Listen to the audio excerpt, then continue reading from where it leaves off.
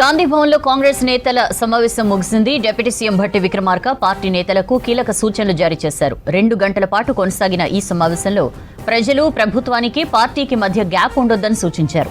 December 9లోగా nominated పదవులన్నీ భర్తీ చేస్తామన్నారు భట్టి. విపక్ష పార్టీలు చేస్తున్న అసత్య ప్రచారాలను గట్టిగా తిప్పికొట్టాలని పిలుపునిచ్చారు. రాష్ట్ర వ్యాప్తంగా పలు నియోజకవర్గాల్లో కొత్త, పాత నాయకుల మధ్య విభేదాలు పరిష్కారం చేయబోతున్నామన్నారు భట్టి. రానున్న లోకల్ బాడీ ఎన్నికల దృష్ట్యా లీడర్లంతా కష్టపడాలని సూచించారు. కాంగ్రెస్ విజయోత్సవ కార్యక్రమాల్లో నేతలంతా పాల్గొనాలన్నారు భట్టి.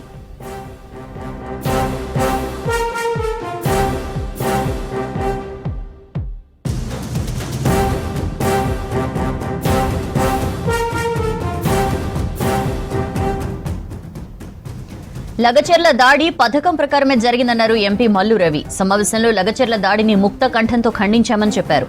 కేటీఆర్ ఆదేశాలతోనే కలెక్టర్పై దాడి జరిగిందన్నారు పరిగి ఎమ్మెల్యే రామ్మోహన్ రెడ్డి. అభివృద్ధిని అడ్డుకోవాలని కుట్ర చేస్తున్నారన్నారు. లగచర్లలో పర్యటించి వాస్తవాలు తెలుసుకున్నామన్నారు రైతు కమిషన్ చైర్మన్ కోదండరెడ్డి. దాడిపై రిపోర్టును ప్రభుత్వానికి ఇస్తామన్నారు.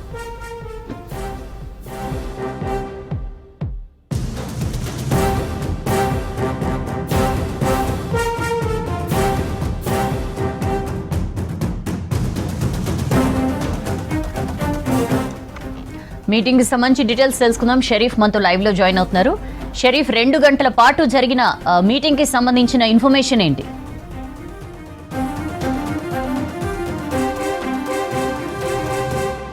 కాంగ్రెస్ పార్టీ ఇందాక జరిగిన సమావేశాన్ని చాలా కీలకంగా భావిస్తోంది. వాస్తవానికి తెలంగాణ ఏఐసిసి ఇన్ఛార్జ్ దీపాదాస్ మున్షి ఆమె, అదేవిధంగా రాష్ట్ర ముఖ్యమంత్రి రేవంత్ రెడ్డి తప్ప మిగిలిన మెజార్టీ మంత్రులు, ఎమ్మెల్యేలు, విప్పులు సంబంధించినటువంటి ముఖ్య నేతలంతా కూడా, కాంగ్రెస్ పార్టీకి ముఖ్య నేతలు ఎవరెత్తున్నారు వాళ్ళందరూ కూడా సమావేశంలో పాల్గొన్నారు. దాదాపు 2 గంటల పాటు కూడా విస్తృత సమావేశం కొనసాగింది. సో ప్రధానంగా పార్టీకి సంబంధించి పార్టీని ఏ రకంగా బలోపేతం చేయాలి, అట్ ది సేమ్ టైం ప్రజలకి, ప్రభుత్వానికి, పార్టీకి మధ్య ఏ కోసాన కూడా గ్యాప్ రాకుండా ప్రతి ఒక్కరు, కింది స్థాయి లీడర్ నుంచి పెద్ద లీడర్ వరకు ప్రతి ఒక్కరూ కృషి చేయాలనేటువంటి దిశానిర్దేశం చేసినట్లుగా కూడా, పీసీసీ చేసినట్లుగా కూడా తెలుస్తోంది. మరోవైపు చాలా కీలకమైనటువంటి అంశాలపైన కూడా చర్చ జరిగినట్లు, మరికొన్ని సబ్మిషన్స్ ఆయా మంత్రులు, లీడర్లు కూడా సమావేశం దృష్టికి తీసుకువచ్చినట్టుగా కూడా తెలుస్తోంది. దీంట్లో భాగంగానే ప్రధానంగా ఎస్సీ వర్గీకరణ అంశాన్ని చర్చకు తీసుకొచ్చారు ఏఐసిసి సెక్రటరీ సంపత్. ఆయన కొన్ని కీలకమైనటువంటి సమాచారాన్ని కూడా విస్తృత స్థాయి సమావేశం దృష్టికి తీసుకొచ్చినట్టు కూడా తెలుస్తోంది. ఎస్సీ వర్గీకరణ అంశం పైన ఏఐసిసి అగ్రనేతలంతా కూడా ఒక స్టాండ్తో ఉన్నారు. రాహుల్ గాంధీ కావచ్చు, ఖర్గే కావచ్చు, తదితర అందరూ కూడా ఏఐసిసికి సంబంధించిన అగ్రనేతలంతా కూడా ఎస్సీ వర్గీకరణకు సంబంధించి మద్దతు తెలిపారు. అయినప్పటికీ కూడా కొంతమంది పార్టీ లైన్లో కాకుండా మాలలుగా ఉన్నటువంటి వాళ్ళంతా కూడా పార్టీకి వ్యతిరేకంగా కార్యకలాపాలు కొనసాగిస్తున్నారు. దీన్ని ఉపేక్షించేది లేదు. ఆ రకమైనటువంటి ఉన్నటువంటి నేతలపైన ఖచ్చితంగా క్రమశిక్షణ చర్యలు తీసుకోవాలనేటువంటి ఒక సబ్మిషన్ని కూడా ఏఐసిసి సెక్రటరీ సంపత్ సమావేశం దృష్టికి తీసుకొచ్చినట్టుగా తెలుస్తోంది. మరొక అంశం, బీఆర్ఎస్ బీజేపీకి సంబంధించినటువంటి ప్రచారం ఏదైతే చేస్తున్నారో కులగణనకు సంబంధించి రాహుల్ గాంధీ అత్యంత ప్రతిష్టాత్మకంగా దేశంలోనే మొట్టమొదటిసారిగా కులగణనను తీసుకున్నారు. అది కూడా తెలంగాణ నుంచే మొదలుపెట్టారు. ఇతర దేశాలకు రోల్ మోడల్గా ఉండాలనేటువంటి ఉద్దేశంతో ఈ కులగణను తీసుకొచ్చారు. ఈ కులగణన పైన ఆల్రెడీ సానుకూలంగా ప్రతి చోట ఎలాంటి ఆటంకం కలగకుండా సాఫీగా జరుగుతున్నటువంటి తరుణంలోనే అవి ఓర్చుకోలేక విపక్ష పార్టీలన్నీ కూడా కామెంట్ చేస్తున్నాయి, దుమ్మెత్తి పోస్తున్నాయి. వాటిపైన కూడా ప్రతి ఒక్కరు కూడా, కింది స్థాయి లీడర్ల దగ్గర నుంచి పై స్థాయి నేతల వరకు ప్రతి ఒక్కరు కూడా కట్టుబడి వాటన్నింటినీ కూడా ధీటుగా ఎదుర్కోవాలి, కౌంటర్లు ఇవ్వాలనేటువంటి ఒక నిర్ణయంకు వచ్చినట్లుగా కూడా తెలుస్తోంది. మరొక అంశాన్ని మంత్రి పొంగులేటి శ్రీనివాస్ కూడా ఒక కీలకమైనటువంటి అంశాన్ని కూడా ఆయన తెర మీదకి తీసుకొచ్చినట్టుగా కూడా తెలుస్తోంది. దాదాపు 2 టర్మ్స్ విపక్షంలో ఉండే కాంగ్రెస్ పార్టీ ఇప్పుడు కష్టపడి జెండా నెత్తి మీద మోసుకొని చాలామంది కష్టపడ్డారు, అధికారంలోకి వచ్చిర్రు.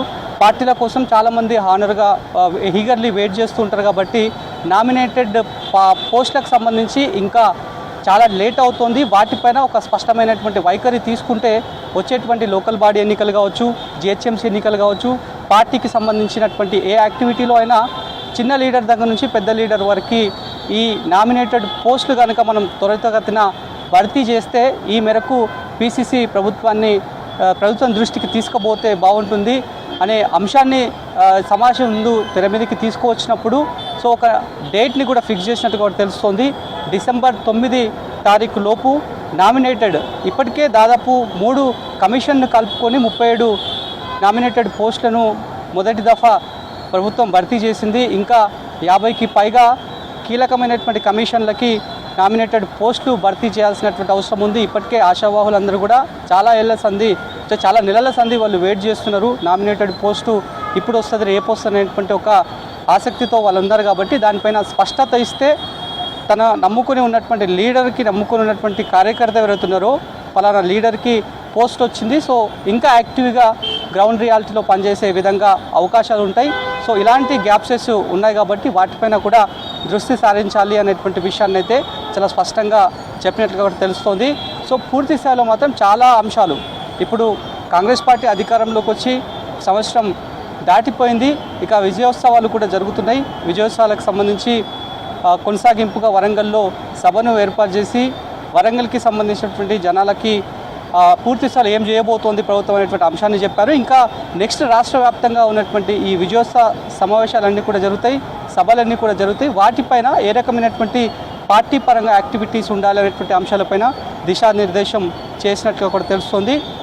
సో దీంట్లో స్పష్టంగా తెలిసింది ఏంటంటే మరికొద్ది రోజుల్లోనే అంటే డిసెంబర్ నెలలో నామినేటెడ్ పోస్టులకు సంబంధించినటువంటి అంశం పైన ప్రభుత్వం ఒక స్టాండ్ తీసుకుంటుందనేటువంటి ఒక అభిప్రాయానికైతే సమావేశంలో పాల్గొన్నటువంటి ప్రతి ఒక్కరు కూడా అభిప్రాయానికి వచ్చిర్రు. ఈ రకంగా నెక్స్ట్ వచ్చేటువంటి ఎన్నికలకు ఎంతగానో దోహదపడుతుంది అనేటువంటి అంశాన్ని కూడా పూర్తి స్థాయిలో ప్రతి ఒక్కరు వచ్చినట్టు కూడా తెలుస్తోంది. సో చాలా అంశాలపైన దిశానిర్దేశం చేసినారు. ఇంకా నెక్స్ట్ ఏం తీసుకోవాలి, బీఆర్ఎస్ పార్టీ బీజేపీ పార్టీ చేసినటువంటి ప్రతి అంశంలో కూడా చాలా అంశాలను రాద్ధాంతం చేసినటువంటి సిచ్యువేషన్స్ కూడా ఉన్నాయి. లగచర్ల అంశంలో కూడా అట్లనే చేసినారు. వాటికి వాస్తవాలు ఏం చేయబోతోంది ప్రభుత్వం అనేటువంటి విషయాన్ని క్షేత్రస్థాయిలో చెప్పేటువంటి బాధ్యత ప్రతి ఒక్కరిపైన కార్యకర్త పైన ఉంది, లీడర్ పైన ఉంది అనేటువంటి అభిప్రాయాలను కూడా సమావేశంలో చర్చకు దారితీసినట్టుగా కూడా తెలుస్తోంది. సో పూర్తి స్థాయిలో మాత్రం దాదాపు సుదీర్ఘంగా 2 గంటల పాటు ఈ సమావేశం జరిగింది. వాస్తవానికి పీసీసీ చీఫ్ సమావేశం కంప్లీట్ అయిపోయిన తర్వాత బ్రీఫింగ్ ఉంటుందని చెప్పి ప్రతి ఒక్కరు కూడా వెయిట్ చేశారు. బ్రీఫింగ్ మాత్రం చేయలేదు. ఇన్సైడ్ ఉన్నటువంటి ఇన్ఫర్మేషన్ మాత్రం ఇదే. ప్రధానంగా ఎస్సీ వర్గీకరణ పైన ప్రభుత్వం స్టాండ్ అనేది స్పష్టంగా చెప్పేసిర్రు ఆ సమావేశంలో హాజరైనటువంటి ప్రతి ఒక్కరికి కూడా. ఆ తర్వాత నామినేటెడ్ పోస్టులకు సంబంధించే చాలా రోజుల నుంచి వెయిట్ చేస్తున్నారు. దాంట్లో భాగంగానే మహారాష్ట్ర ఎన్నికలు రావడము, బిజీ షెడ్యూల్ కావడము ఇదంతా కూడా వచ్చాయి. కాబట్టి వాటికి ఆ రకమైనటువంటి డిస్టర్బెన్స్ లేకుండా ఇప్పుడు నెక్స్ట్ త్వరితగతిన ఫిలప్ చేస్తారనేటువంటి ఒక అభిప్రాయానికైతే ప్రతి ఒక్క ఆశావాయుల్లో నెలకొన్నటువంటి పరిస్థితి కనిపిస్తుంది. Right Sharif, thank you.